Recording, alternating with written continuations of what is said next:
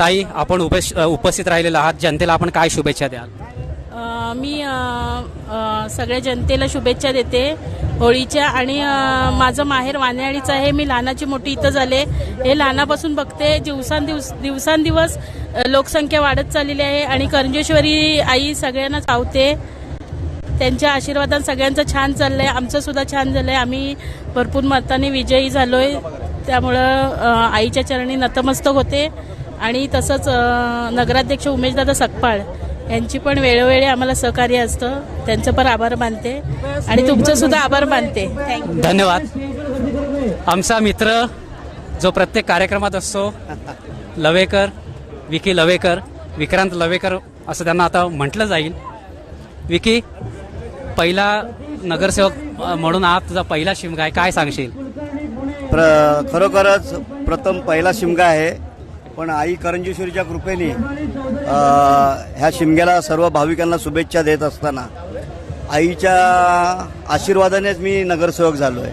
कारण आईची सेवा ही म्हणजे ज्या दिवसापासून शिमगा उत्सव समजायला लागला त्या दिवसापासून जे काम पडेल ते आपण करायचं, हाच एक ध्यास असतो आमचा.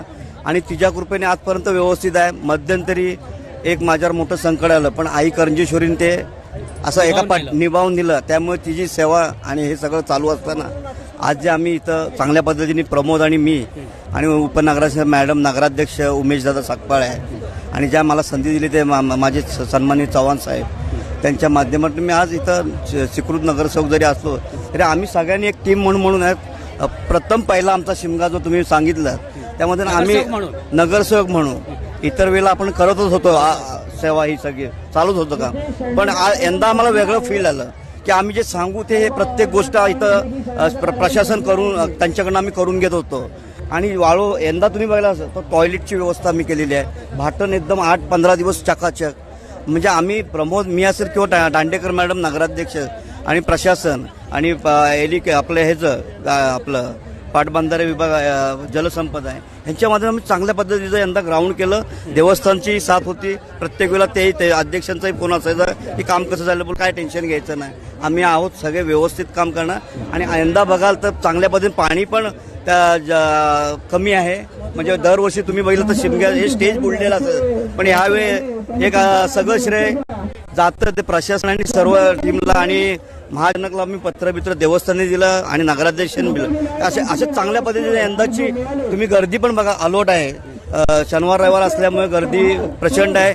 आणि सर्व भाविकांना ह्या पुन्हा एकदा आई करंजेश्वरी या यात्रेला सगळे आले, त्यांना पुन्हा एकदा असंच दरवर्षी येत राहो आणि हा शिमगा पारंपरिक असाच पुढत वाढत जावं, एवढंच आई चरणी प्रार्थना करतो. आणि इथं समजू जय.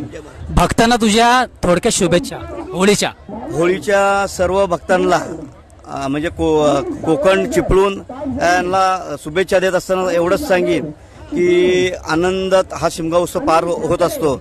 आई करंजेश्वरीच्या जे मागाल तुम्ही ते आई करंजेश्वरी नक्की देत असते. फक्त तिची मनोभावनी इच्छा श्रद्धा केली की आपल्याला आयुष्यात कधी काय कमी पडणार नाही, एवढं मी एक भक्त म्हणून तिचा सांगतो. आणि आपण सागर न्यूजकडनं जो हा उपक्रम घेताय, सागर प्रेसच्या माध्यमातून, विश्वदर्शन आणि सागर प्रेस, तर आपणही बरेच वर्ष आईची करंजेश्वरीची हे सगळं हे दाखवत असतो. माझ्या मते आता जर बघितलं तर लाईव्ह कॅमेरे हे माध्यम आले, पण विश्वदर्शन यांनाही विसरता का म्हणा. इम्तियाजभाई आणि खालिदभाई ह्यांनी जी काय ही पूर्वी ह्याला प्रसिद्धी दिली, त्यांचंही नाव इथं घेणं क्रमप्राप्त आहे. आणि सागर प्रेसच्या माध्यमातून हा उपक्रम आपण चांगला घेताय. हा पुढं कोकण, महाराष्ट्र आणि महाराष्ट्राच्या बाहेर जावा एवढी आई करंजेश्वरीने प्रार्थना करतो.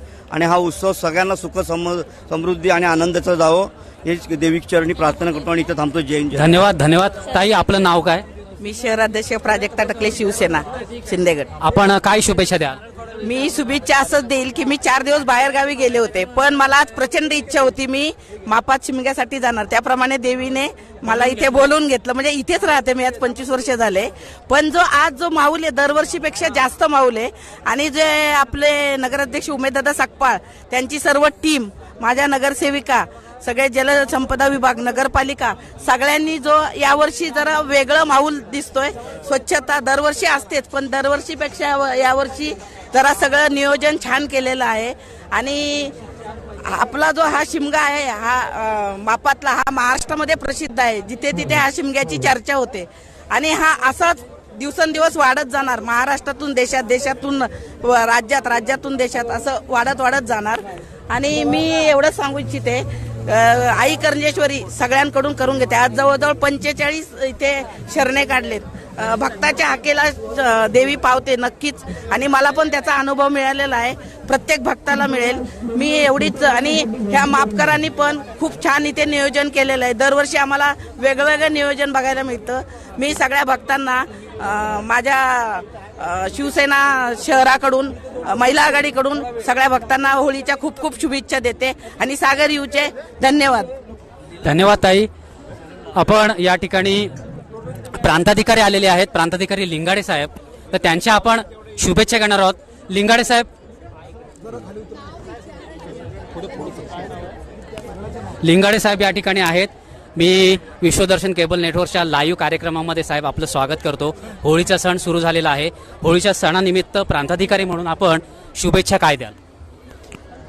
या चिपळूण शहरामध्ये शिमगा आणि हा होळीचा जो सण असतो आणि हा त्यातल्या हा शरणचा जो कार्यक्रम आहे तो खूप पारंपरिक आहे आणि याचे एक महत्त्व आहे.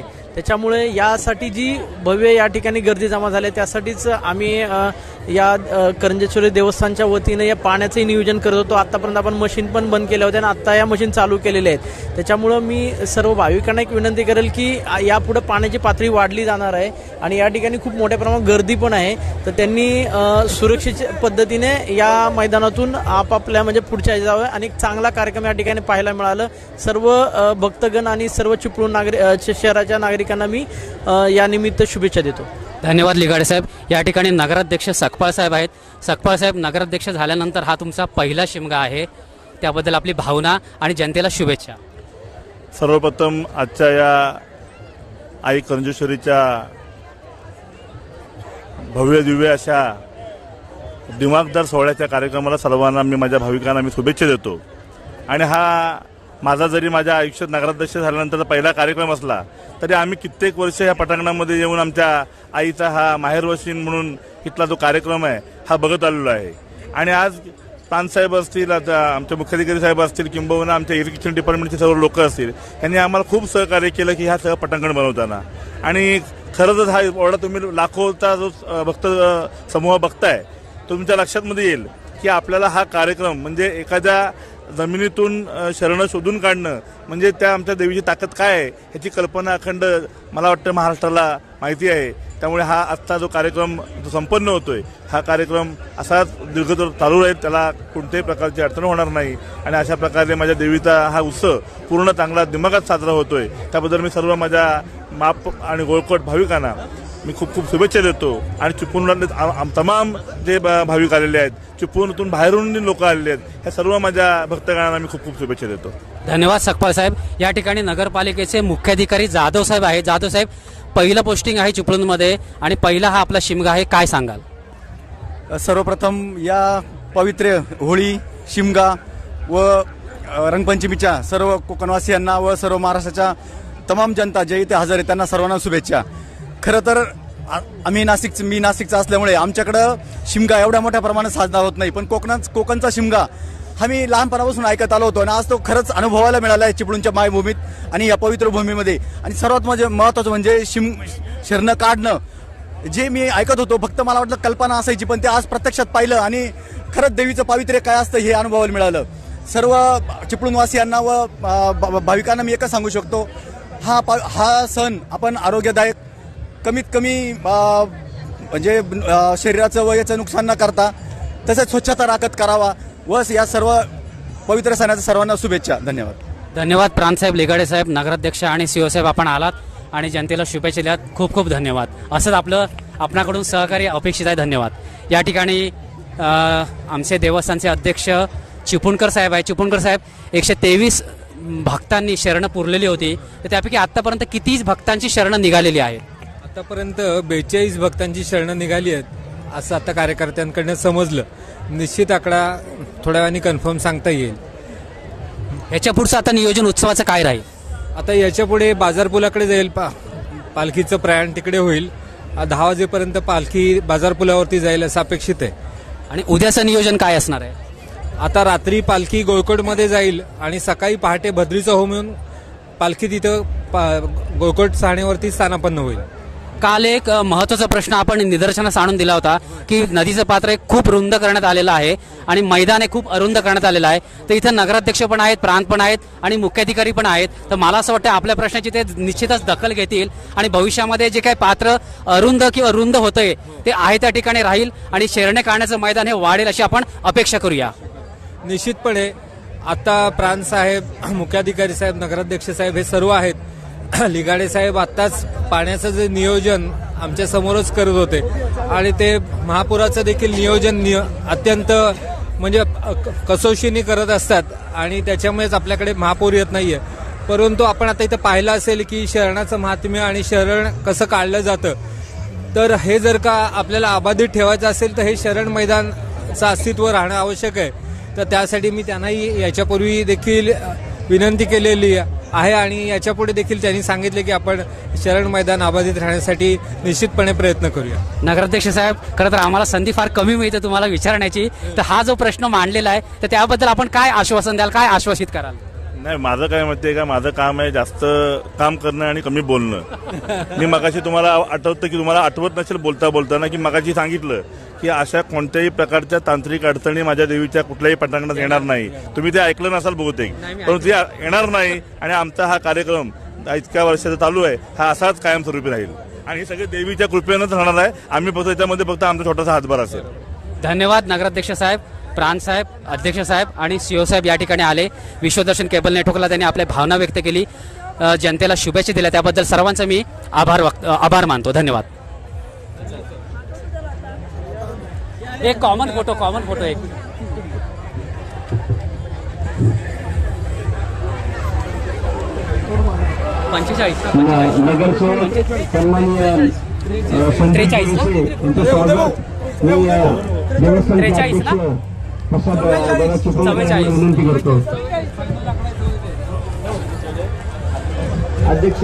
देवस्थान कमिटीचे अध्यक्ष प्रसाद चिपळूणकर, नगराध्यक्ष सकपाळ, प्रांत साहेब, लिगाडे साहेब आणि मुख्याधिकारी जाधव साहेब या सर्व मान्यवरांनी आपापल्या भावना, शुभेच्छा ह्या विश्वदर्शन केबल नेटवर्कच्या माध्यमातून दिलेल्या आहेत. आता हा जो विश्वदर्शन केबल नेटवर्कच्या माध्यमातून थेट प्रक्षेपणाचा कार्यक्रम झालेला आहे शरणे काढण्याचा, त्या ठिकाणी किती शरणं निघाली ही माहिती अध्यक्षांनी दिलेली आहे.